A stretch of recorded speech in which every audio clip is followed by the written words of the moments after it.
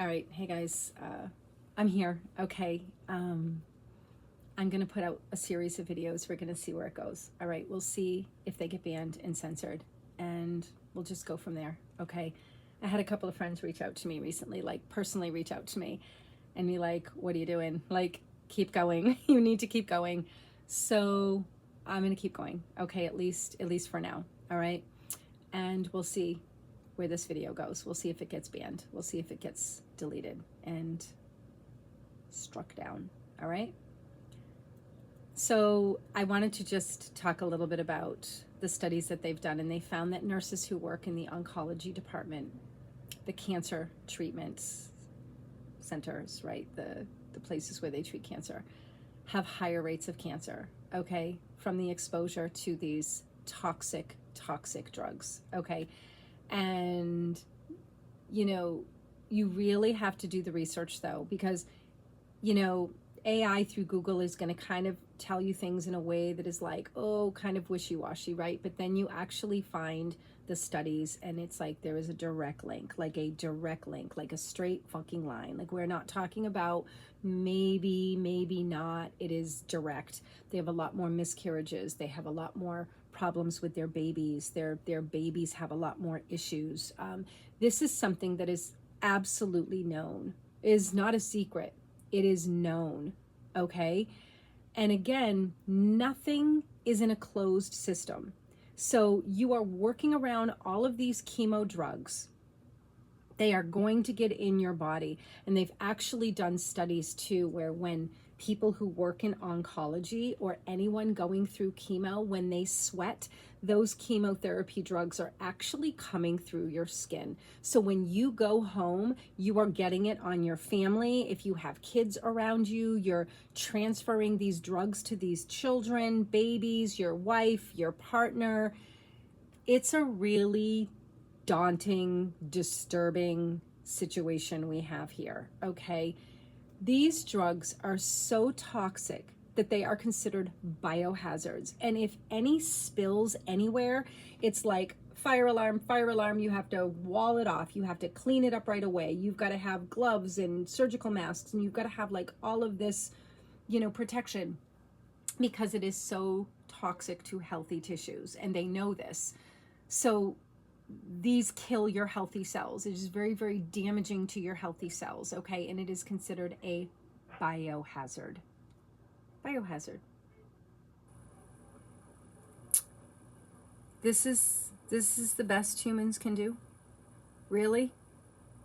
I find it hard to believe. I find it extremely hard to believe that this is the best we can do in 2025. It's not the best we can do. It's the best they can do for their system to function and thrive and make billions and billions and billions of dollars a year, and to keep people enslaved into the system. This is why it continues. And then they're always coming out with these promising treatments like immunotherapy. Do you understand what immunotherapy is? That word is a joke. The word is a joke. They're damaging your immune system, damaging it. They're turning it up in one area and damaging it in another area. They're actually manipulating your biologically programmed immune response. I shouldn't say immune system. We don't have an immune system, okay? But it's just the word out there. So it's like what people recognize, but we don't have an immune system, okay?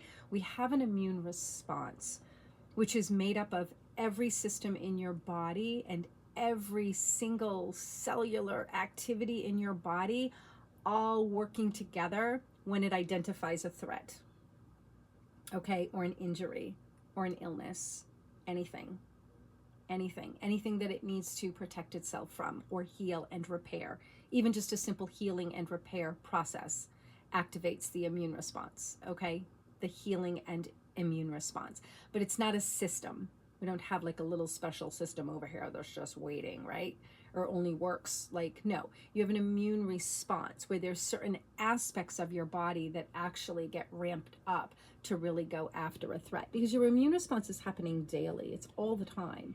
It's working all the time, and it's in lockstep or in harmony with all of the different activities going on in your body, because everything is signaling back to each other constantly in this biofeedback loop, right?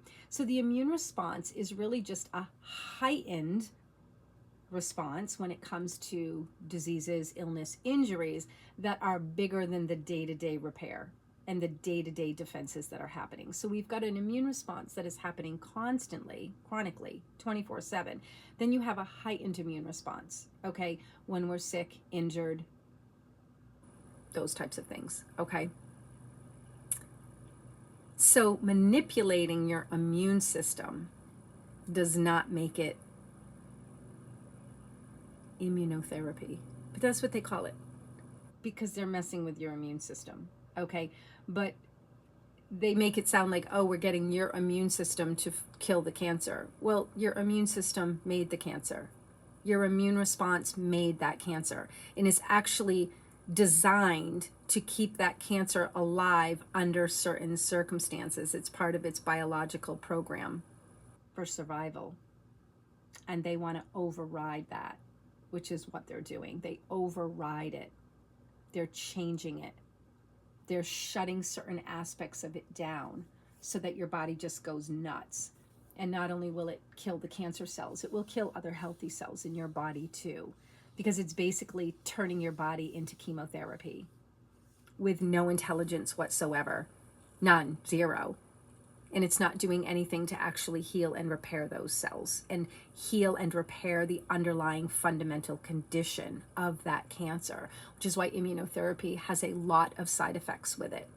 Okay, it's not benign.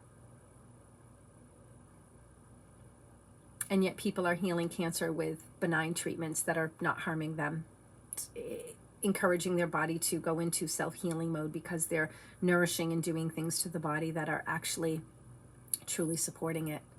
And then using remedies that have intelligence, where they're actually helping the cells to regain their original genetic blueprint, helping it to heal and repair so that the cancer goes away. And there's like this discriminatory effect where it's going in and it's actually healing the cancer cells, but it's not harming the healthy cells.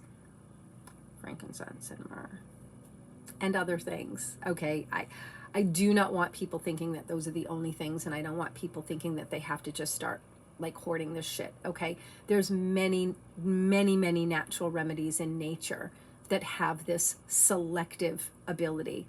It's intelligence. It's profound intelligence that we can't even fathom.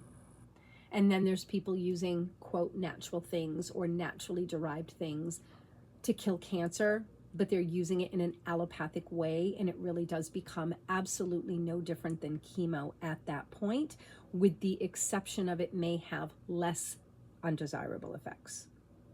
Okay, but whenever you're using massive doses of herbs or natural medicine or natural remedies that are potentially toxic in large doses, you are using it allopathically at that point, which means you've lost the plot. You've lost the plot of natural healing. I'm not opposed to it. I'm just saying, people got to do what they got to do, right? But I'm just saying you've lost the plot at that point, and you're swimming in the same seas as chemo people. And these are people that are into ivermectin and methylene blue and Fenben and all of that. It's like, this is like, you've lost the plot. You have completely lost the plot. And then if you're really talking about natural remedies, because those are big pharma things, that is very popular in the natural healing world. I don't get it. They're not natural at all. But if you are really, looking at some of the stronger things in the natural healing world, you're looking at people that are taking natural remedies that are considered toxic in large doses. It's like people will do it with Lyme disease, right? People will start sucking down something like cryptolepis in very, very large doses. Well, cryptolepis is wonderful and beautiful, and in lower doses, it's actually amazing and has this incredible intelligence and this beautiful synergy and way that it works in the body. But when you start swallowing it in large doses, it actually can become toxic to the body, very toxic, because you're overloading your body with these really powerful chemicals. And that can actually be really dangerous. Okay, so this is why sensibility is always really necessary. But people do things out of desperation, and I understand that. Like, I'm not judge and jury on that. I'm just saying, Once you lose the plot, you start getting into some really crazy territory. Okay, so it's always important to like reel it back, reel it back, reel it back. And I know it makes it difficult because there's a lot of different philosophies out there, and there's no consensus, because there really is no one way. There's no one healing path for anybody, all right? And it's really just up to you. And that's really scary sometimes, right? When you have to make a decision, what if I make a mistake? What if I'm wrong? So then you trust doctors. So then if things go badly, like, oh, it's not my fault. It's, the chemo didn't work. Well, you chose that. That is what you chose, right? You chose it. There were other avenues you could have gone down. That's what you chose. And then there's people that do go down the natural healing path and they die too, sometimes. So it's really, what are you comfortable with, and what is it that you want to get out of it? For me, I'd never know I had cancer until it was too late, because that's just me. I don't go for testing. I don't do any of that. I don't go to the doctors ever, unless I'm dying. And when I went through the T withdrawal, I thought I was dying. I was having severe arrhythmias, absolutely terrifying, very dangerous arrhythmias from withdrawal of T. I have a very sensitive body, and I always have, but I had no idea that stopping my one little cup of tea a day would do that to my body. And it did. It did. So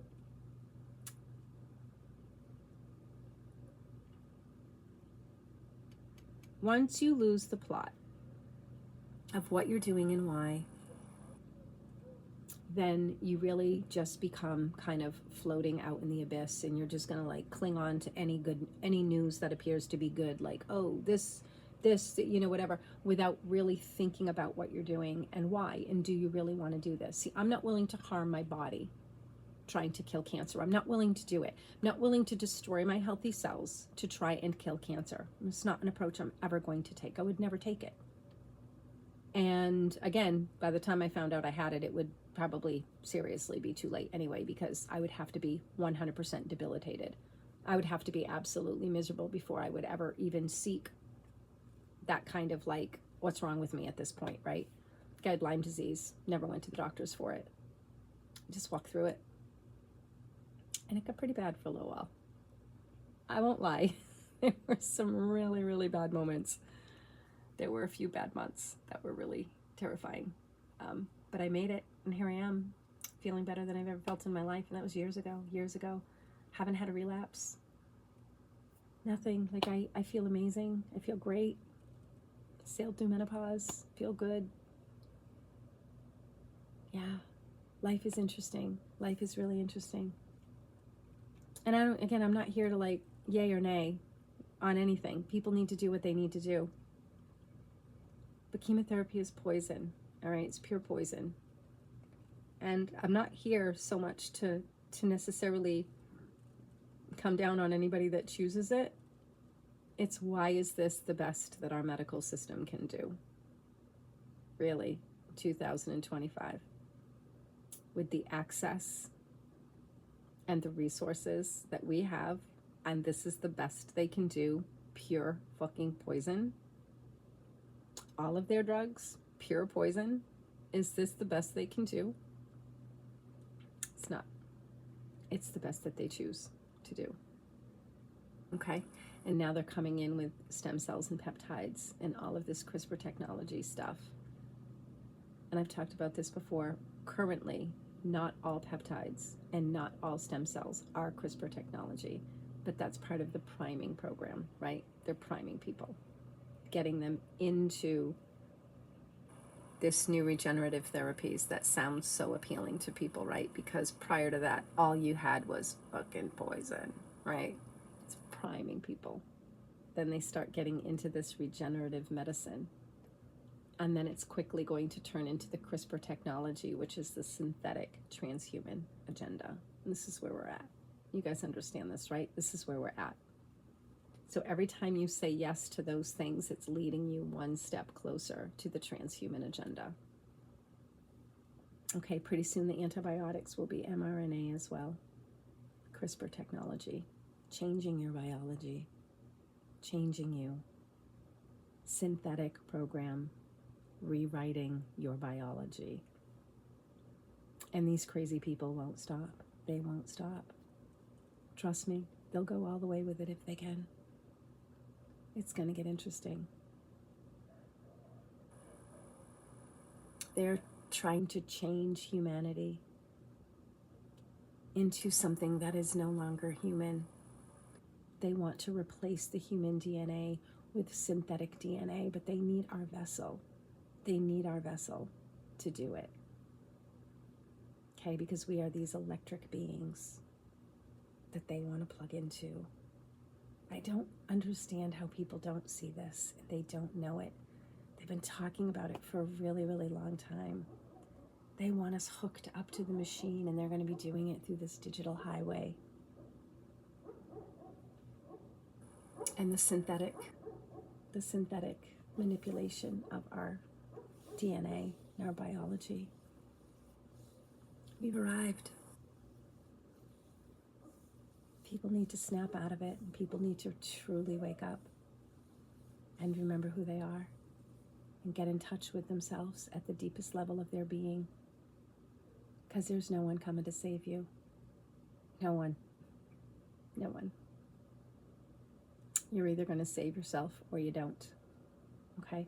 And I've always said I'm not arrogant. I'm not cocky. I'm not saying I'm going to make it.